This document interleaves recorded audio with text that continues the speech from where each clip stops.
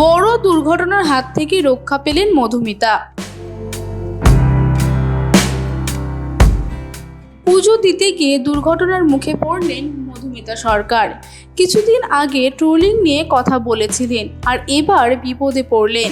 সেই বিষয়ে এক সংবাদ মাধ্যমকে জানালেন মধুমিতা।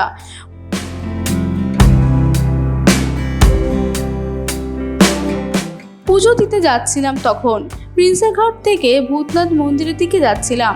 হঠাৎই গাড়িতে এসে ধাক্কা মারে পণ্যবাহী একটি গাড়ি। ঘটনার পর ওই গাড়ি চালক পালিয়ে যাওয়ার চেষ্টা করেন, কিন্তু তাকে আটকানো হয়। শেষ পর্যন্ত আমি নেমে পড়ি গাড়ি থেকে, ভিডিও রেকর্ডিং করি মোবাইলে।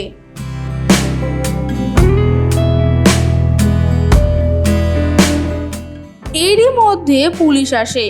অন্য একটি গাড়িতে করে আমি পুজো দিতে যাই। ভালোভাবেই পুজো দিয়েছি। বিদ্যুৎ বন্টন সংস্থার গাড়ি ছিল। এই দুর্ঘটনার জেরে দুমড়ে মুচড়ে যায় অভিনেত্রীর গাড়ি।